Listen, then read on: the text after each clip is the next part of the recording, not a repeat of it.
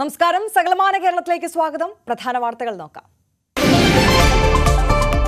സംഘർഷമുണ്ടായ Kannur Thottada ITI അനിശ്ചിതകാലത്തേക്ക് അടച്ചു. ഏറ്റുമുട്ടൽ KSU ഉയർത്തിയ കൊടി SFI പ്രവർത്തകർ നശിപ്പിച്ചെന്നാരോപിച്ച് നാളെ സംസ്ഥാന വ്യാപക പ്രതിഷേധത്തിന് KSU. വെള്ളിയാഴ്ച സർവകക്ഷി യോഗം ചേരും. വെഞ്ഞാറമൂട് പോലീസ് സ്റ്റേഷന് സമീപം പട്ടാപ്പകൽ ആക്രമണം. അസഭ്യം പറഞ്ഞത് ചോദ്യം ചെയ്ത യുവാവിനെ വെട്ടി. രഞ്ജിത്തിനെ വെട്ടിയത് കാവറ സ്വദേശി പ്രസാദ്.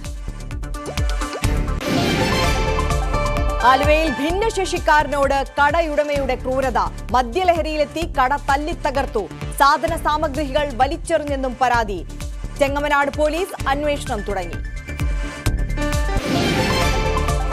കോഴിക്കോട്ടെ പ്രൊമോഷണൽ വീഡിയോ ഷൂട്ട് അപകടത്തിൽ നടപടി. ബെൻസ് കാർ ഓടിച്ച സാബിത്ത് അറസ്റ്റിൽ. ചേസിംഗ് നടത്തിയ റയീസിന്റെ ലൈസൻസ് റദ്ദാക്കുമെന്ന് മോട്ടോർ വാഹന വകുപ്പ്. ആൽവിന്റെ മൃതദേഹം സംസ്കരിച്ചു. കാസർഗോഡ് മന്ത്രവാദിനിയും സംഘവും തട്ടിയെടുത്ത 37 പവൻ സ്വർണം കൂടി കണ്ടെടുത്തു. ഇതുവരെ കിട്ടിയത് 92 പവൻ. പ്രവാസി വ്യവസായിയെ കൊന്ന ശേഷം മോഷ്ടിച്ചത് 596 പവൻ. വിശദമായി നോക്കാം. കണ്ണൂർ തോട്ടട ITIയിൽ സംഘർഷം. SFI KSU പ്രവർത്തകർ ഏറ്റുമുട്ടി. സ്ഥലത്തെത്തിയ പോലീസ് പ്രവർത്തകരെ പിരിച്ചുവിടാൻ ലാത്തിവീശി. ക്യാമ്പസിൽ KSU കൊടി ഉയർത്തിയതുമായി ബന്ധപ്പെട്ടാണ് സംഘർഷം. കൊടി SFI പ്രവർത്തകർ നശിപ്പിച്ചതായി KSU ആരോപിച്ചു. സംഘർഷത്തെ തുടർന്ന് ITI അനിശ്ചിതകാലത്തേക്ക് അടച്ചു. വെള്ളിയാഴ്ച സർവകക്ഷി യോഗം ചേരും. സംഭവത്തിൽ സംസ്ഥാന വ്യാപക പ്രതിഷേധത്തിന് ഒരുങ്ങുകയാണ് KSU. നാളെ കേരളത്തിലെ മുഴുവൻ ക്യാമ്പസുകളിലും പ്രതിഷേധ പരിപാടികൾ സംഘടിപ്പിക്കും.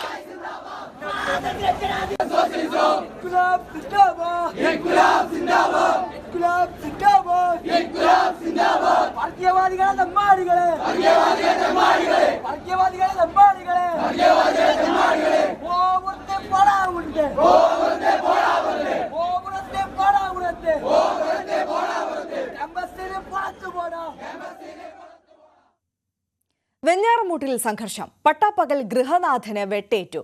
വെഞ്ഞാറമൂട് പോലീസ് സ്റ്റേഷന് സമീപം താമസിക്കുന്ന മാണിക്കൽ വീട്ടിൽ രഞ്ജിത്തിനാണ് വെട്ടേറ്റത്. കാവറ സ്വദേശി പ്രസാദാണ് ആക്രമിച്ചതെന്ന് പോലീസ് പറയുന്നു. വെട്ടുകത്തിയുമായി റോഡിൽ നിന്ന് പ്രസാദ് അസഭ്യം പറയുന്നത് ചോദ്യം ചെയ്തപ്പോഴായിരുന്നു ആക്രമണം.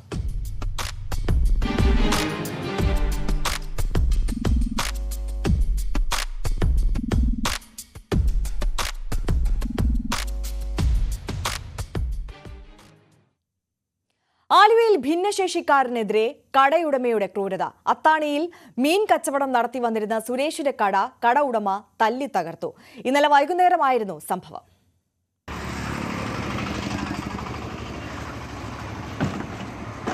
ഇന്നലെ രാത്രിയാണ് ഇടുക്കി ശാന്തൻപാറ സ്വദേശി സുരേഷ് നടത്തുന്ന കടയിൽ കടയുടമ അത്താണി സ്വദേശി ഏലിയാസ് എത്തി ബഹളം വെച്ചത്.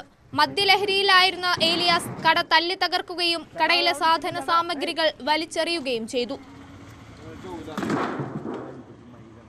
നിരവധി തവണയാണ് കടയുടമ മദ്യലഹരിയിൽ സ്ഥലത്തെത്തി ബഹളം വെച്ചിട്ടുള്ളത്. എന്നാൽ ഇതുവരെ കട നശിപ്പിക്കുകയോ ദേഹോപദ്രവം ഏൽപ്പിക്കുകയും ചെയ്തിരുന്നില്ല. പുള്ളി മദ്യപാനം കൂടിയിട്ട് ഇങ്ങനെ എപ്പോഴും ഇങ്ങനെ ഇത്രയും കാര്യങ്ങളെ പറയാം, നമ്മൾ കാര്യമാക്കാറില്ല. പക്ഷെ കഴിഞ്ഞ പ്രാവശ്യം വന്നപ്പോൾ ശരിക്കും ഇങ്ങനെ ഉപദ്രവിക്കുകയായിരുന്നു ചെയ്തത്. ബീറ് വായിൽ വെച്ച് കുഴിഞ്ഞിട്ട് മുഖത്ത് വെക്കുക. അതാണ് ഏറ്റവും വിഷമമായത്. നമുക്ക് ബാക്കി എന്ത് കുഴപ്പമില്ലായിരുന്നു. അങ്ങനെ ഒരാളെ നല്ല ആരോഗ്യമുള്ള ഒരാളുടെ അകത്താണ് പുള്ളി അങ്ങനെ ചെയ്യില്ല, ഉറപ്പാണ്. അവർ തിരിച്ചതല്ലേ, നമുക്ക് ആരോഗ്യം ഇല്ല എന്നുള്ള ഒരു കാര്യത്തിലാണ് പുള്ളി അങ്ങനെയൊക്കെ ചെയ്തത്. അത് ഭയങ്കര വിഷമമായി. കഴിഞ്ഞ 4 വർഷമായി ഇവിടെ മീൻ കച്ചവടം തുടങ്ങിയിട്ട്. ശരീരത്തിന്റെ 65% തളർന്നുപോയ സുരേഷിന്റെ ഏക ഉപജീവന മാർഗമാണിത്. 350 രൂപ പ്രതിദിന വാടകയ്ക്കാണ് കടയെടുത്തത്. ഡെയിലി 350 വാടക. കറക്റ്റായിട്ട് വാടക ഞങ്ങൾ കൊടുത്തോണ്ടിരുന്ന, പെൻഡിംഗ് ഒന്നുമില്ല. വൃക്കരോഗിയായ ഭാര്യയും 2 മക്കളും അടങ്ങുന്നതാണ് സുരേഷിന്റെ കുടുംബം. ആഴ്ചയിൽ 2 തവണയാണ് ഭാര്യയ്ക്ക് ഡയാലിസിസ് ചെയ്യേണ്ടത്. അതിനുള്ള തുക എങ്ങനെ കണ്ടെത്തുമെന്ന ആശങ്കയിലാണ് സുരേഷ്. ഞാൻ ഇത് വെച്ചിട്ടാണ് ഉപജീവന മാർഗം നടത്തണേ. ഭാര്യയ്ക്കാണെങ്കിൽ ആഴ്ചയിൽ 2 ദിവസം ഡയാലിസിസ് ഉണ്ട്. ഡയാലിസിസ് ചെയ്യണം. പിള്ളേരുടെ പഠിത്തം, വീട് വാടകയ്ക്കാണ് താമസിക്കുന്നത്. ഇതിൽ നിന്ന് കിട്ടുന്ന വരുമാനം കൊണ്ടാണ് ജീവിച്ചുകൊണ്ടിരുന്നത്. ഇനിയിപ്പോൾ നാളെ ഡയാലിസിസ് ഉണ്ട്, അതിനിപ്പോൾ എന്ത് ചെയ്യണമെന്ന് അറിയില്ല. പിള്ളേരുടെ പഠിത്തമുണ്ട്. വിഷയത്തിൽ ചെങ്ങമനാട് പോലീസ് സ്റ്റേഷനിൽ പരാതി നൽകിയിട്ടുണ്ട്. പോലീസ് കേസ് അന്വേഷണം തുടങ്ങി. ന്യൂസ് 18 കൊച്ചി. കോഴിക്കോട് ബീച്ച് റോഡിൽ പ്രൊമോഷണൽ വീഡിയോ ചിത്രീകരിക്കുന്നതിനിടെ യുവാവ് മരിച്ച സംഭവത്തിൽ അപകടമുണ്ടാക്കിയ കാർ ഓടിച്ച സാബിത്ത് അറസ്റ്റിൽ. ഇയാളുടെയും ഒപ്പം കാർ ചേസിംഗ് നടത്തിയ ആളുടെയും ലൈസൻസ് റദ്ദാക്കും. മരിച്ച ആൽവിന്റെ മൃതദേഹം സംസ്കരിച്ചു. അശ്രദ്ധമായും ഇൻഷുറൻസ് ഇല്ലാതെയും വാഹനമോടിക്കുക, മനഃപൂർവ്വമല്ലാത്ത നരഹത്യ തുടങ്ങിയ വകുപ്പുകളാണ് അപകടത്തിനിടയാക്കിയ ബെൻസ് കാറിന്റെ ഉടമയായ സാബിത്തിനെതിരെ ചുമത്തിയിരിക്കുന്നത്. ഇയാളെ സ്റ്റേഷൻ ജാമ്യത്തിൽ വിട്ടയച്ചു. അപകടത്തിൽ മോട്ടോർ വാഹന വകുപ്പും നടപടിയെടുക്കും. വാഹനങ്ങൾ ഓടിച്ച സാബിത്തിന്റെയും റയീസിന്റെയും ലൈസൻസ് അടുത്ത ദിവസം തന്നെ സസ്പെൻഡ് ചെയ്യുമെന്ന് MVD അറിയിച്ചു. ആൽവിനെ ഇടിച്ചു വീഴ്ത്തിയത് ഡിഫൻഡർ കാറാണെന്നാണ് ആദ്യം പ്രതി പറഞ്ഞതെങ്കിലും ആൽവിൻ ദൃശ്യം ചിത്രീകരിച്ച മൊബൈൽ ഫോൺ പരിശോധിച്ചതിൽ ഇടിച്ചു വീഴ്ത്തിയത് ബെൻസ് കാറാണെന്ന് കണ്ടെത്തുകയായിരുന്നു. ബെൻസ് G വാഗൺ വണ്ടിക്ക് ടെക്നിക്കലി അതിന് ഇൻഷുറൻസ് ഇല്ലായിരുന്നു. അപ്പോൾ ആ ഇൻഷുറൻസ് ഇല്ലാത്തതുകൊണ്ടാണ് വാഹനം ഓടിച്ച രണ്ടാളുകളും ഈ വാഹനം ഡിഫൻഡർ ഇടിച്ചിട്ടാണ് അപകടം ഉണ്ടായതെന്ന് ആദ്യം അന്വേഷണത്തിൽ പോലീസിനോടും മറ്റ് ഹോസ്പിറ്റലിലും ഒക്കെ പറഞ്ഞിരുന്നത്. ഷൂട്ട് ചെയ്ത ഫോൺ സഹിതം നമുക്ക് അന്വേഷണത്തിൽ കണ്ടെടുക്കാൻ സാധിച്ചിട്ടുണ്ട്. ആ ഫോണിൽ കൃത്യമായിട്ട് ഇത് ഷൂട്ട് ചെയ്തുകൊണ്ടിരിക്കുന്ന കാര്യങ്ങൾ, വണ്ടി നേരെ വരുന്നതും ഇയാൾ ഇടിക്കുന്നത് അടക്കമുള്ള ഭാഗങ്ങൾ ആ ഫോണിൽ നിന്ന് തന്നെ നമുക്ക് കിട്ടിയിട്ടുണ്ട്. മരിച്ച ആൽവിന്റെ പോസ്റ്റ്മോർട്ടം നടപടികൾ പൂർത്തിയാക്കി മൃതദേഹം ബന്ധുക്കൾക്ക് വിട്ടു നൽകി. തലയ്ക്ക് പിന്നിലേറ്റ ക്ഷതമാണ് മരണകാരണമെന്നാണ് പ്രാഥമിക റിപ്പോർട്ട്. വടകര കടമേരിയിലെ വീട്ടുവളപ്പിൽ മൃതദേഹം സംസ്കരിച്ചു. ചൊവ്വാഴ്ച രാവിലെ 7 മണിയോടെയാണ് ആൽവിനും സംഘവും വെള്ളയിൽ സ്റ്റേഷന് മുൻവശത്ത് ബീച്ച് റോഡിലെത്തിയത്. ആൽവിനെ സ്റ്റേഷന് മുന്നിൽ ഇറക്കിയ ശേഷം 2 കാറുകളും മുന്നോട്ടു പോയി തിരിച്ചു വരികയായിരുന്നു. ഒരേ ദിശയിൽ പാഞ്ഞു വന്ന കാറുകളിലൊന്ന് റോഡിന്റെ മധ്യത്തിൽ നിന്ന് വീഡിയോ ചിത്രീകരിക്കുകയായിരുന്ന ആൽവിനെ ഇടിച്ചു വീഴ്ത്തുകയായിരുന്നു. വിദേശത്ത് ജോലി നോക്കിയിരുന്ന ആൽവിൻ ആരോഗ്യ സംബന്ധമായ പരിശോധനകൾക്കായി കഴിഞ്ഞ ദിവസമാണ് നാട്ടിലെത്തിയത്. ന്യൂസ് 18 കോഴിക്കോട്. തൃശൂർ നഗരത്തിലെ തിരക്കേറിയ റോഡിൽ യുവാവിന്റെ സ്കേറ്റിംഗ് അഭ്യാസ പ്രകടനം. മറ്റ് യാത്രക്കാർക്ക് അപകടമുണ്ടാക്കുന്ന തരത്തിലാണ് യാത്ര. 2 ബസ്സുകൾക്കിടയിലൂടെ അതിസാഹസികമായി സ്കേറ്റ് ചെയ്യുന്ന ദൃശ്യങ്ങളാണ് പുറത്തുവന്നത്. ഓടിക്കൊണ്ടിരുന്ന ഓട്ടോറിക്ഷയുടെ പുറകിൽ പിടിച്ചും യുവാവ് സ്കേറ്റ് ചെയ്യുന്നുണ്ട്. തൃശൂർ സ്വരാജ് റൗണ്ടിലായിരുന്നു യുവാവിന്റെ അഭ്യാസ പ്രകടനം.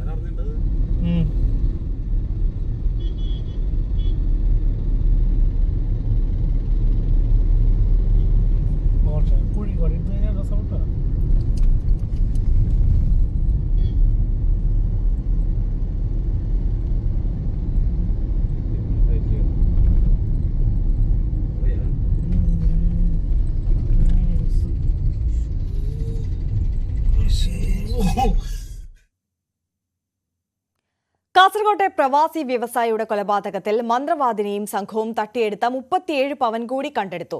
നഷ്ടമായ 596 പവനിൽ 92 പവൻ സ്വർണമാണ് ഇതുവരെ വീണ്ടെടുത്തത്. കാസർഗോഡ് ടൗണിലെ ജ്വല്ലറികളിൽ പ്രതികളുമായി എത്തിയാണ് അന്വേഷണ സംഘം സ്വർണം കണ്ടെടുത്തത്. കൊല്ലപ്പെട്ട അബ്ദുൽ ഗഫൂർ ഹാജിയുടെ വീട്ടിൽ നിന്നും കാണാതായ സ്വർണ്ണാഭരണങ്ങളിൽ 37 പവനാണ് ഇപ്പോൾ കണ്ടെടുത്തത്. ഇതോടെ നഷ്ടമായ 596 പവനിൽ 92 പവൻ സ്വർണം ഇതുവരെ വീണ്ടെടുത്തു.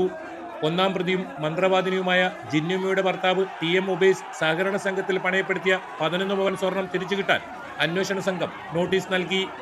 തട്ടിയെടുത്ത സ്വർണം വിറ്റതും പണയപ്പെടുത്തിയതും കാസർകോട്ടെ പല സ്ഥലങ്ങളിലായാണ്. ഗഫൂർ ഹാജിയിൽ നിന്നും സ്വർണം ഇരട്ടിപ്പിക്കാമെന്ന് വിശ്വസിപ്പിച്ചാണ് പ്രതികൾ തട്ടിപ്പ് നടത്തിയത്. തട്ടിപ്പ് തിരിച്ചറിഞ്ഞ് സ്വർണം തിരികെ ചോദിച്ചതാണ് കൊലപാതകത്തിന് കാരണമായത്. നിലവിൽ പ്രതികൾ 3 ദിവസത്തെ പോലീസ് കസ്റ്റഡിയിലാണ്. കസ്റ്റഡി നീട്ടിച്ചോദിക്കാനാണ് അന്വേഷണ സംഘത്തിന്റെ തീരുമാനം. ന്യൂസ് 18 കാസർഗോഡ്.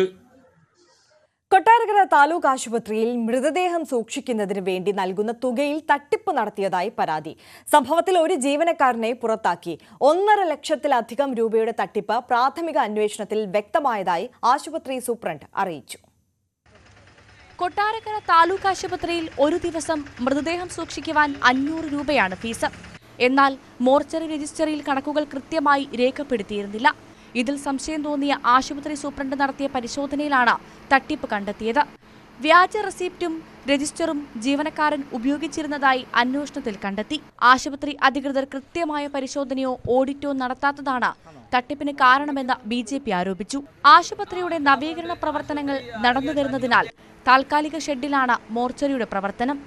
HMC നിയമിച്ച 2 ജീവനക്കാരാണുള്ളത്. വിശദമായി പരിശോധിച്ച ഓഡിറ്റിംഗിന് ശേഷമേ യഥാർത്ഥ കണക്ക് വ്യക്തമാകുമെന്ന് ആശുപത്രി സൂപ്രണ്ട് പറയുന്നു.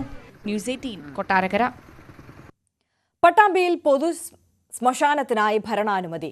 ഏറെ നാളത്തെ നിയമ പോരാട്ടത്തിനൊടുവിലാണ് ശ്മശാനം സ്ഥാപിക്കാൻ അനുമതി ലഭിച്ചത്. ഇതിനായി 55 ലക്ഷം രൂപ വിനിയോഗിക്കും. വാതക ശ്മശാനമാണ് സജ്ജമാക്കുന്നത്. നഗരസഭയുടെ ഭാഗത്തു നിന്നുമുള്ള പ്രവൃത്തികൾ വേഗത്തിലായാൽ പദ്ധതി വൈകാതെ സാധ്യമാകും.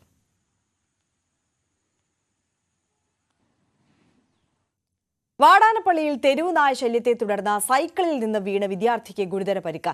അമ്പലത്ത് വീട്ടിൽ സഗീറിന്റെ മകൻ അദ്നാനാണ് പരിക്കേറ്റത്. ഗുരുതരമായി പരിക്കേറ്റ അദ്നാനെ തൃശൂർ ജൂബിലി മിഷൻ ആശുപത്രിയിൽ പ്രവേശിപ്പിച്ചു. ഇന്ന് രാവിലെ 6:45 ഫ്രണ്ട്സ് റോഡിൽ വെച്ചായിരുന്നു സംഭവം. വീട്ടിലേക്ക് സാധനങ്ങൾ വാങ്ങാൻ കടയിൽ പോകുന്നതിനിടെ തെരുവ് നായ്ക്കൾ ഓടിക്കുകയായിരുന്നു. പ്രദേശത്ത് തെരുവ് നായ ശല്യം രൂക്ഷമാണെന്ന് പരിസരവാസികൾ പറഞ്ഞു.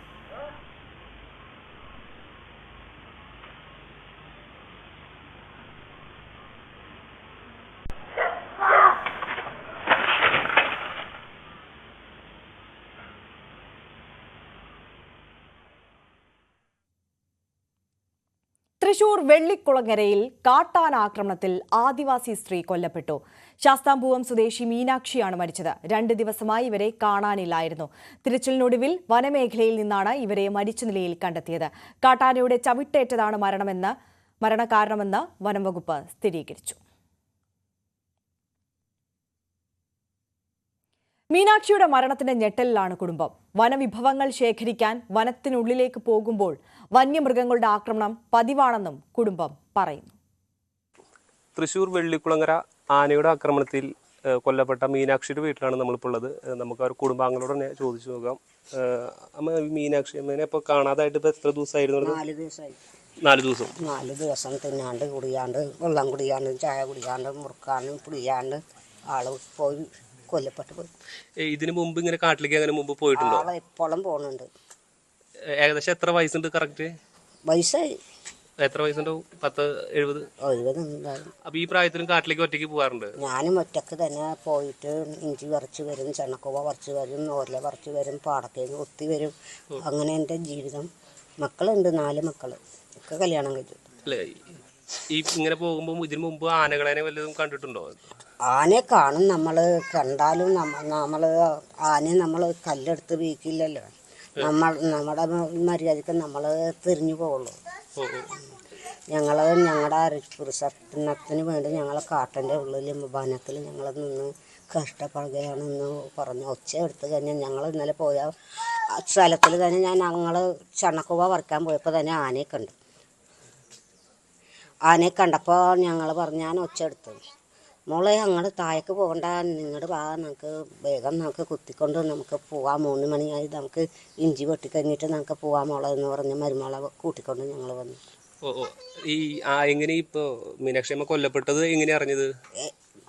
അതല്ലേ ഞാൻ പറഞ്ഞ, എൻ്റെ മകൻ പോയിട്ട് കണ്ടെന്ന്. മകൻ ഫോറസ്റ്റിലാണോ വർക്ക് ചെയ്യുന്നത്? ഇവിടെ പറമ്പിക്കുളം വാച്ചർ. മകൻ എന്താ പറഞ്ഞതിപ്പോ? മകൻ ഇങ്ങോട്ട് വിളിച്ച് പറഞ്ഞു, മീനാക്ഷി പാട്ടിയും മരിച്ചു പോയെന്ന് പറഞ്ഞു.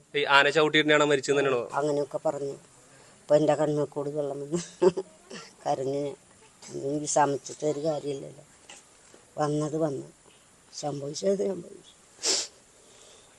മൃതദേഹം പുറത്തെത്തിക്കാനുള്ള ശ്രമം തുടരുകയാണ്. KP Dinesh, news 18, Thrissur. തൃശൂരിൽ സ്കൂട്ടർ മറിഞ്ഞ് പെട്രോൾ ചോർന്നതിനെ തുടർന്ന് ഉണ്ടായ തീപിടുത്തത്തിൽ പരിക്കേറ്റ യുവാവ് മരിച്ചു. പേരാമംഗലം സ്വദേശി വിഷ്ണുവാണ് മരിച്ചത്. തൃശൂർ മെഡിക്കൽ കോളേജിൽ ചികിത്സയിലിരിക്കെയാണ് മരണം. ഇന്നലെ രാത്രിയാണ് വിഷ്ണു സഞ്ചരിച്ച സ്കൂട്ടർ അപകടത്തിൽപ്പെട്ടത്. അപകടത്തിന് ശേഷം സ്കൂട്ടർ സ്റ്റാർട്ട് ചെയ്തതോടെയാണ് തീപിടിച്ചത്.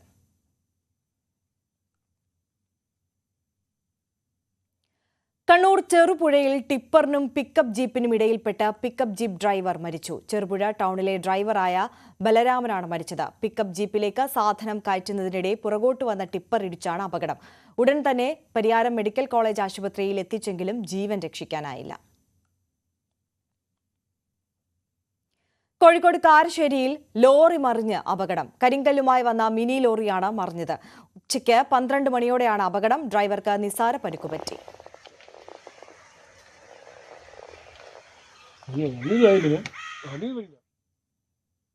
കോട്ടയം എറണാകുളം റൂട്ടിൽ ട്രെയിനുകൾ വൈകിയത് യാത്രക്കാരെ വലച്ചു. കുമാരനല്ലൂരിൽ ട്രാക്കിലെ അറ്റകുറ്റപ്പണി മൂലമാണ് ട്രെയിനുകൾ വൈകിയത്. കൊല്ലം മച്ചിലപ്പട്ടണം ശബരിമല സ്പെഷ്യൽ ട്രെയിൻ 3 മണിക്കൂർ വൈകി. പാലരുവി, വേണാട്, ശബരി, കോട്ടയം, നിലമ്പൂർ എക്സ്പ്രസുകളും വൈകിയാണ് സർവീസ് നടത്തിയത്. അറ്റകുറ്റപ്പണി സംബന്ധിച്ച് യാത്രക്കാരെ അറിയിച്ചിരുന്നില്ല.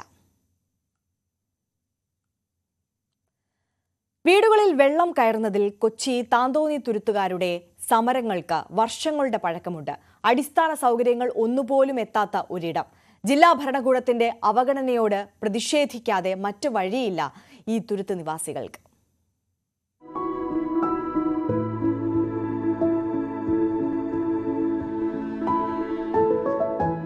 പിള്ളേർക്കെങ്കിലും എന്താണ് ഒരു ഓട്ടാ വഞ്ചി അതുമില്ല.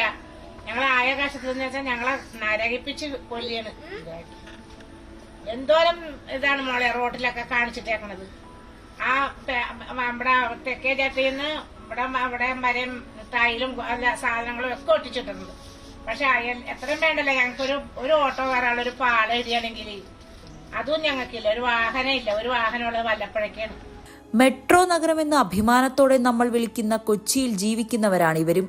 ഈ തുരുത്തിൽ നിന്നും പുറത്തേക്ക് വഞ്ചി തുഴഞ്ഞെത്താൻ മാത്രം വിധിക്കപ്പെട്ടവർ. റോഡില്ല, വെള്ളക്കെട്ട്, വേലിയേറ്റം വന്നാൽ വീടുകളിലെ അവസ്ഥ ഇതാണ്. ഇത് ഞങ്ങൾ പുതിയതായിട്ട് അടിച്ചതാണ്. ഇത് സിമെന്റ് പ്രൈമർ കൂടിയ പ്രൈമർ മേടിച്ച് അടിച്ചതാണ്. എന്നിട്ടും തെള്ളിപ്പോയാണ്. ഉപ്പിന്റെ ഇതാണ്.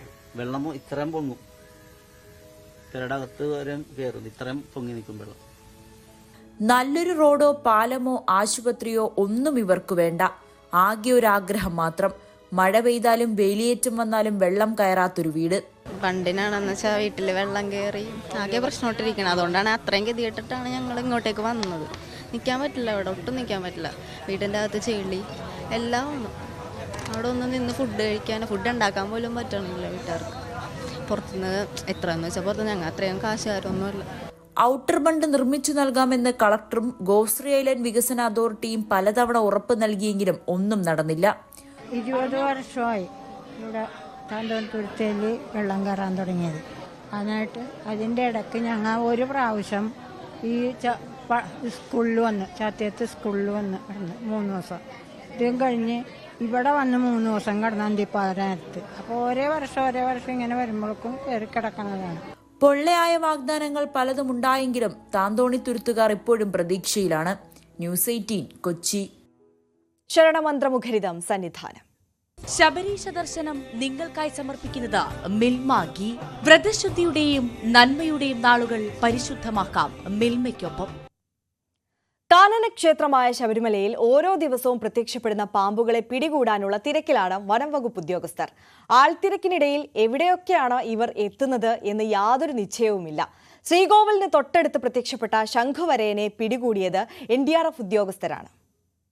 ദീപാരാധനയ്ക്ക് തൊട്ടു പിന്നാലെയാണ് ജനത്തിരക്കിലമർന്ന സന്നിധാനത്ത് പാമ്പെത്തിയത്. കാത്തുനിന്ന ഭക്തർക്ക് തൊട്ടരികിലേക്ക് എത്തിയതോടെ ഫോറസ്റ്റ് ഉദ്യോഗസ്ഥരെ കാത്തുനിൽക്കാതെ NDRF ഉദ്യോഗസ്ഥർ തന്നെ ദൌത്യമേറ്റെടുത്തു. വല്ലഭന് പുല്ലുമായുധമെന്ന കണക്കെ കയ്യിൽ കിട്ടിയ കമ്പിപിടിയുമായി ഉദ്യോഗസ്ഥർ രംഗത്ത്. പിന്നെ സംഭവിച്ചത് ഇതാണ്.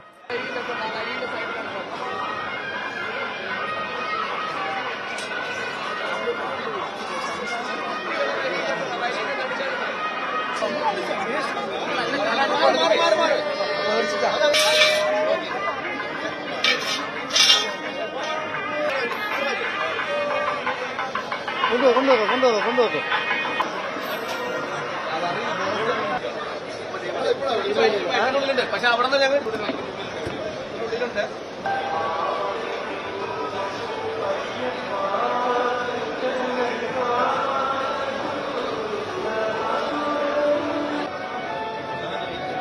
പെട്ടെന്ന് ഇതിലെ ഒരു പാമ്പിന്റെ പ്രസൻസ് ഉണ്ടായി. പെട്ടെന്ന് കുട്ടികളെ ലൈനായിരുന്നു.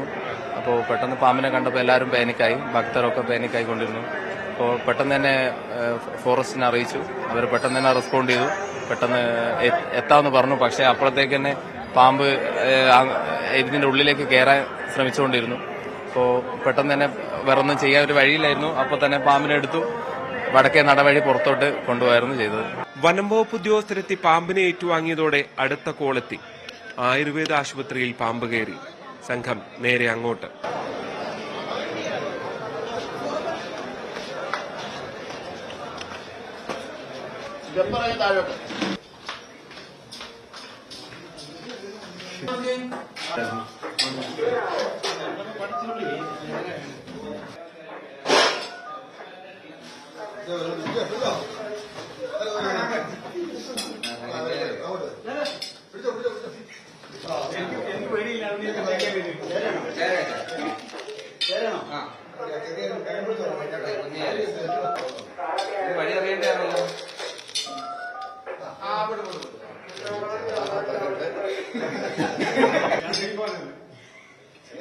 തൊട്ടു പിന്നാലെ അടുത്ത വാർത്തയെത്തി.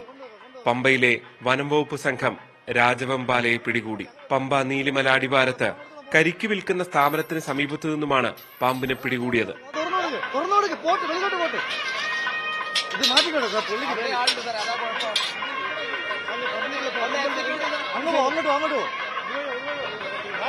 ഏതായാലും തീർത്ഥാടന കാലത്ത് ഒഴിവില്ലാതെ പാമ്പിന് പിന്നാലെയുള്ള ഓട്ടത്തിലാണ് സന്നിധാനത്തെയും പമ്പയിലെയും വനം വകുപ്പ് ഉദ്യോഗസ്ഥർ.